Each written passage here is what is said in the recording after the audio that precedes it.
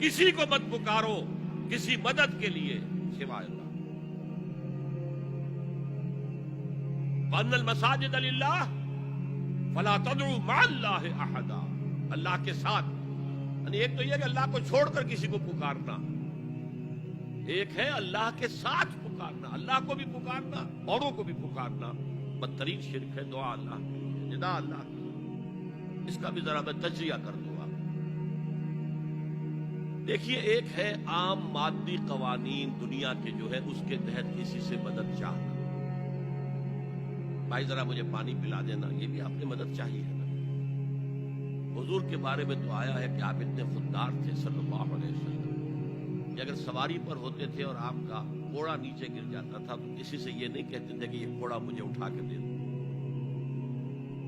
بلکہ خود سواری سے اتر کر گھوڑا اٹھاتے تھے. تو یہ جو قانون مادی ہے اس کے تحت مدد مانگنا کوئی بری بات نہیں ہے، کوئی غلط بات نہیں. ماورائی اعتبار سے، غیبی اعتبار سے کسی سے مدد مانگنا کسے باشد کوئی ہو، شرک فی الدعاء. ان المساجد للہ فلا تدعوا مع اللہ احد. ایک ہے استعارتن.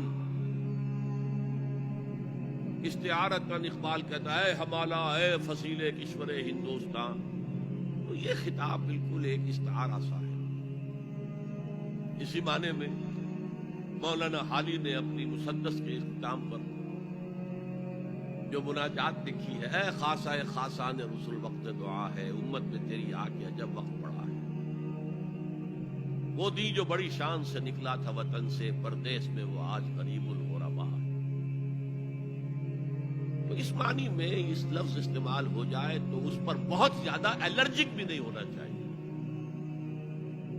لیکن غیبی طور پر کسی کے بارے میں یہ عقیدہ رکھ کر کہ وہ میری مشکل کشائی کر سکتا ہے، حاجت روائی کر سکتا ہے، میری مدد کر سکتا ہے، یہ شرک ہے اور اس کے شرک ہونے میں کوئی شک نہیں.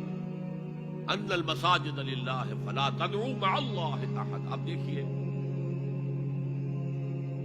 ہمارے یہ فرشتے یہاں بیٹھے ہیں نا، ہم کہہ سکتے ہیں ذرا بھائی میرا یہ کام کر دینا؟ نہیں کہہ سکتے. جبرائیل کو پکار سکتے ہیں، اے جبرائیل ذرا میرا یہ کام کر دینا؟ وہ عالم غیب کی شے ہے. کسی ولی اللہ کی روح کو پکار کر کہنا کہ میری یہ مشکل دور کر دے؟ نہیں. اللہ سے کہیں، اللہ کو پکارے، اللہ جس کے ذریعے سے چاہے آپ کی ضرورت پوری کر دے.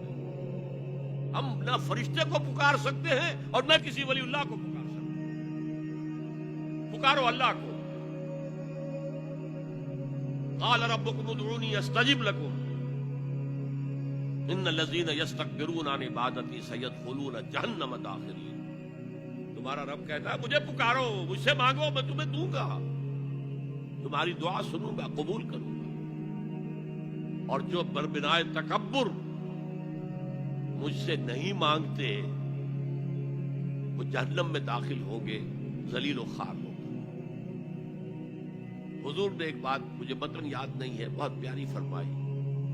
دیکھو انسانوں سے تم مانگتے ہو کچھ تو ایک دفعہ تو اس کے ماتھے پر، تیوری پر بل پڑ ہی جاتا ہے، یہ کیوں میرے سامنے ہاتھ سوال کیا، کیوں مجھ سے مانگ رہا ہے، چلیے بعد میں کچھ وہ دے ہی دے. ناگوار گزرتا ہے. ارے اس سے مانگو جو کہتا ہے کہ مجھ سے مانگو اور میں دوں گا. وہ نہ مانگنے پہ ناراض ہے، اس سے نہیں مانتے. رات کے آخری ساعتوں میں، یا جسے آپ کہتے ہیں the small hours of the morning، حدیث میں آتا اللہ نزول اجلال فرماتے، جس کو ہم نہیں جانتے کیسے نزول ہوتا ہے. ذات باری تعالیٰ، اس کے متعلقات کے بارے میں جو بات آ گئی قرآن میں، حدیث میں، وہ ہم مانتے ہیں. کیسا یہ ہم نہیں جانتے. اس کا ہاتھ ہے کیسا ہے ہم نہیں جانتے. اس کا چہرہ ہے کیسا ہے ہم نہیں جانتے.